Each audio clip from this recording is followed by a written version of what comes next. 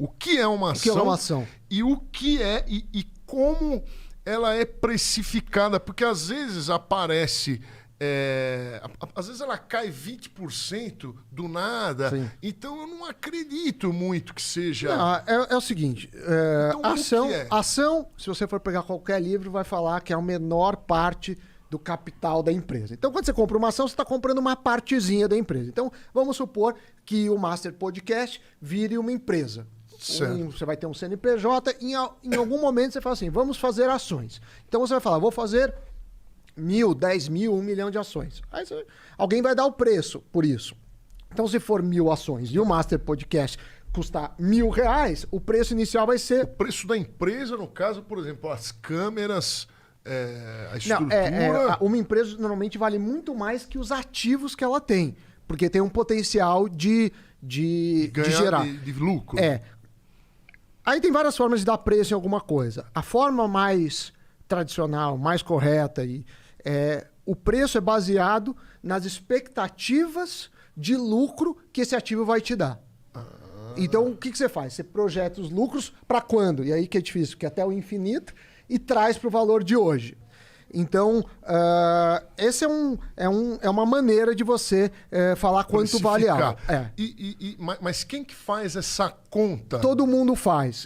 Todo mundo quem? Eu não sei. Quem vai investir faz, porque você tem dois momentos. A empresa... Primeiro que as pessoas confundem mercado financeiro com mercado de ações. Mercado financeiro é muito maior. Mercado de ações é uma parte pequena, tanto em volume como em número de pessoas. É fundamental, acho que pode crescer muito, mas você tem mais ou menos 3 milhões de brasileiros em bolsa. Esse número, há 2 anos, era menos de 1 milhão. Então subiu muito, mas assim, é muito pouco. 3 milhões. Se pegar o tamanho do Brasil, 208 milhões de habitantes, não é nada. Se você comparar com os Estados Unidos, 1 em cada 2 pessoas investe em ações. Então tem um mercado expandido. Aí o que se dá? Você tem 2 momentos. A empresa vai fazer sua oferta inicial. Então, você vai fazer o Master Podcast, uma hora você fala, eu quero abrir para o mercado, eu quero ter ações do marketing. Tá, mas deixa eu te perguntar. Então, o Master Podcast, ele precisa de dinheiro para comprar novas câmeras melhores. Então, eu preciso levantar um dinheiro. Não, é por isso que a empresa vai entrar? Vamos voltar. Basicamente, você tem 2 fontes de financiamento na vida. Você quer fazer um projeto, você quer comprar uma casa, você quer criar um produto, você tem 2 fontes de financiamento. Primeira fonte de financiamento, recursos próprios. Recursos próprios. Certo. Segunda fonte de financiamento, capital de terceiros, no sentido de você pegar emprestado.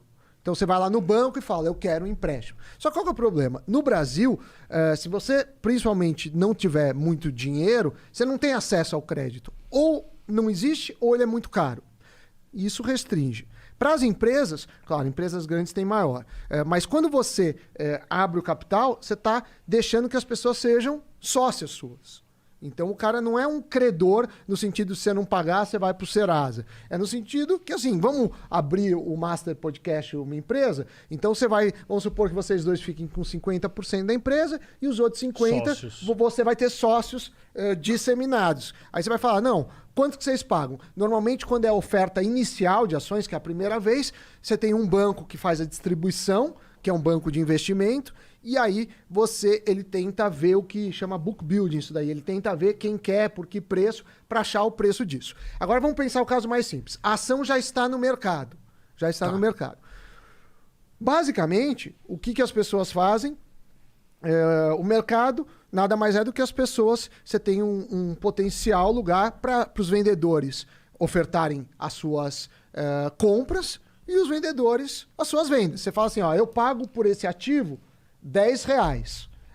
Aí o outro fala, não, eu pago 8, eu pago 9. Quem dá mais vai ser o primeiro comprador na lista de ofertas. E por outro lado, você tem os vendedores. Os vendedores vão falar assim, não, eu vendo por 12. Aí o outro, eu vendo por 15, eu vendo 14. Então, vamos pensar nesse exemplo, eu quero comprar por 10 e o cara quer vender por 12. Não dá negócio. Só que você tem um outro problema. E aí que eu vou voltar. Como algumas empresas... No Brasil você tem mais ou menos 400 e poucas empresas listadas em bolsa. Ou seja, só que dessas 400 empresas, umas 70 fazem parte do índice Bovespa, que são as mais líquidas. Então tem empresa no Ibovespa. O que é mais líquida? Mais líquida é que você tem mais negócios, mais gente querendo comprar e vender. Porque aí que tá. Pensa num piano. Você tem um piano lá, o cara... ações de uma fábrica pensa no de meu piano. piano. Você conhece o piano da minha casa? Conheço. Vale uma fortuna se você for lá na internet. Mas não é verdade Ninguém isso. quer comprar, porque não tem um potencial de compradores e vendedores. E quanto menor o potencial de pessoas olhando aquele ativo, mais chance é de você pagar um preço que não seja o preço justo. Ou seja, alguém pagar muito menos porque o cara tá desesperado, ou alguém pagar muito mais porque você quer e só tem pouca gente com aquilo. Então as ações, elas têm o que seria o preço justo. Seria o preço justo. Existe um preço...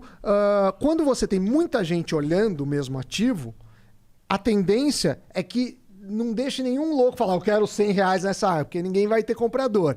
E também ninguém vai vender a 1 centavo, porque aí o próprio mercado é muita gente olhando. Só que aí você tem as ações ilíquidas, que tem várias. Tem ações que não sai sequer um negócio por dia. E essas ações que tem menos gente olhando, a chance de estar fora de preço, para cima ou para baixo, é maior. Então, muita gente na Bolsa, muito volume financeiro, faz com que o preço caminhe para o que é.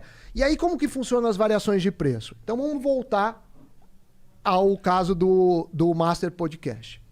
Se eu sou acionista, o que eu vou falar? Eu vou falar quais são as receitas que o Master Podcast tem. Aí eu posso fazer vários cenários. Vamos fazer um cenário pessimista, um cenário realista, um cenário otimista. Aí você tem receitas. Você tem, sei lá, patrocínio, você tem views, você pode fazer a camiseta do Master Podcast, enfim.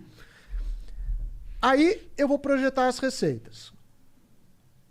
Aí eu trago o valor de hoje, né? Porque, obviamente, ganhar 1 milhão daqui 10 anos não vale 1 milhão hoje. Não. E aí eu faço o preço justo.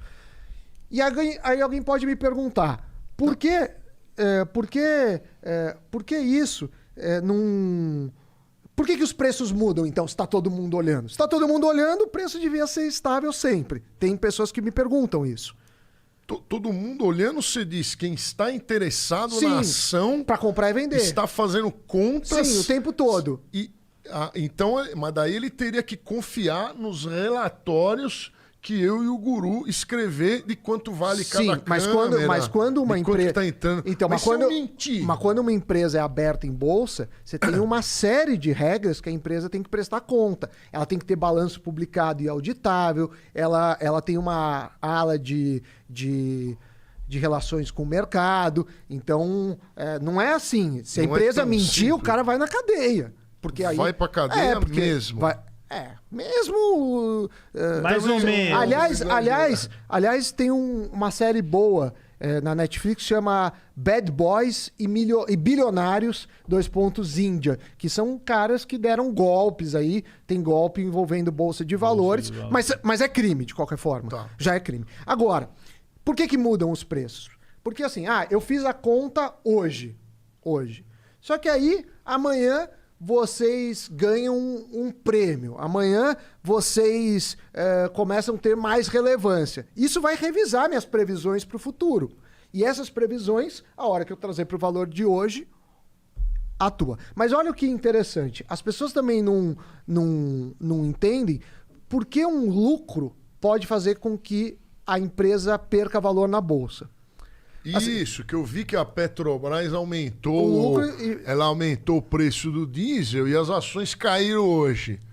E eu falei, o que aconteceu? Acontece isso direto. O que quer dizer? A grande questão é que é expectativa versus realidade. Se você espera ter um lucro de 100 e você tem um lucro mais de 99, você frustrou a expectativa. Então vai ser revisado para baixo.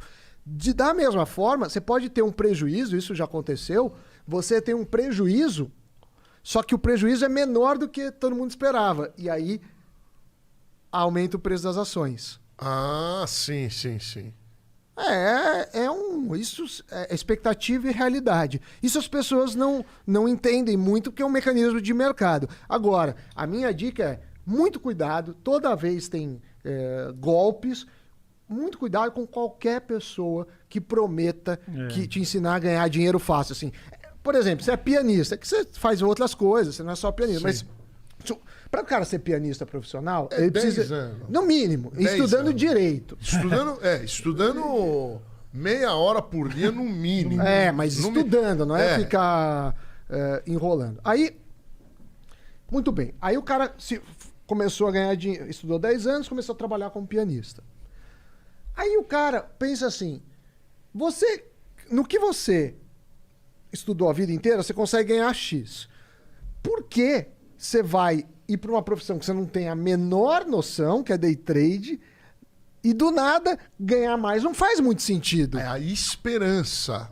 Mas o esperança cara... de ficar rico sem trabalhar. A venda de cursos pela venda de cursos, né? Não tem muito sentido. Não que nem é. vender cartilagem de tubarão. O cara... Mas só que as pessoas caem, infelizmente. Cai você tem muito, muitos... virou moda agora. Porque Você é tem muitos- dinheiro. É dinheiro.